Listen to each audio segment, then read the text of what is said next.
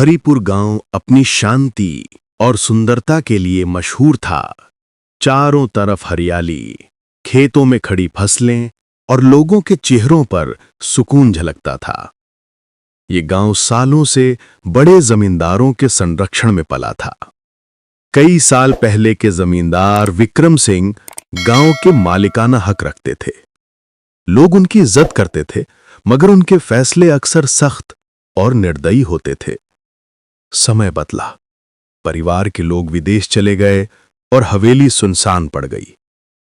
एक दिन गांव में खबर फैली कि अमेरिका में रहने वाला मील मेहता अपनी पत्नी अनु और बेटे आरव के साथ अपने पुश्तैनी घर में रहने आ रहा है।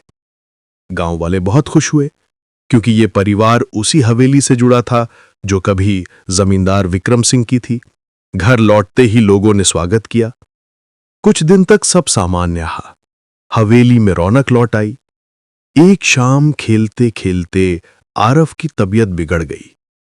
पहले तो सबने सोचा कि शायद मौसम का असर है, लेकिन अगले दिन उसका चेहरा नीला पड़ने लगा और उसकी आंखें लाल हो गईं। नील और अनु घबरा गए। उन्होंने गांव में डॉक्टर बुलाया। डॉक्टर ने दवा दी, पर कोई फर्क नहीं पड़ा। अगले ही दिन वे आरव को शहर के अस्पताल ले गए। सभी टेस्ट हुए, लेकिन नतीजा साफ था कि आरव बिल्कुल स्वस्थ है। कोई बीमारी पकड़ में नहीं आई। फिर भी उसकी हालत दिन ब दिन बिगड़ रही थी। जब परिवार वापस हवेली लौटा तो गांव के बुजुर्गों ने सलाह दी, इसे बाबा हरिदास के पास ले जाओ। वो पहाड़ी पर रहते हैं, आत्माओं और अनदेखी ताकतों को पहचानते हैं। नील और अनु भले पढ़े लिखे थे, लेकिन बेटे की हालत देखकर वे भी तैयार हो गए। रात ढल रही थी। चांद बादलों के पीछे छुपा था। हवेली से कुछ ही दूरी पर वो पहाड़ी थी जहां बाबा रहते थे। परिवार आरव को लेकर वहां पहुंचा। जैसे ही वे सीढ़ियां चढ़ने लगे, बाबा हरिदास अचानक जोर से चिल्लाए, क्यों आई है तू? तेरा बदला अभी पूरा नहीं हुआ। ये सुनते ही सब सहम गए। अनु ने नील का हाथ पकड़ लिया। आरव उनके गोद में करा रहा था। बाबा की आंखें लाल हो चुकी थीं। उन्होंने केवल आरव को अपने पास बुलाया। जैसे ही बाबा ने मंत्र पढ़कर राख बच्चे पर डाली, आरव जमीन पर गिर गया। उसका शरीर ऐंठने लगा। अचानक उसने अपनी आंखें खोली। उसकी आंखों में अब लाल चमक थी और फिर उसके मुंह से औरत जैसी खतरनाक आवाज निकली, विक्रम, मैंने तुझे कहा था, मैं तुझे और तेरे वंश को नहीं छोड़ूंगी। नील और अनु दहशत में खड़े रह गए। अनु ने रोते हुए कहा, यह क्या हो रहा है मेरे बच्चे को? बाबा ने गंभीर स्वर में कहा, इसमें एक औरत की आत्मा सवार है, वही औरत जिसे तुम्हारे दादा विक्रम सिंह ने सजा दी थी। बाबा ने सबको बैठाया और सच्चाई बताई।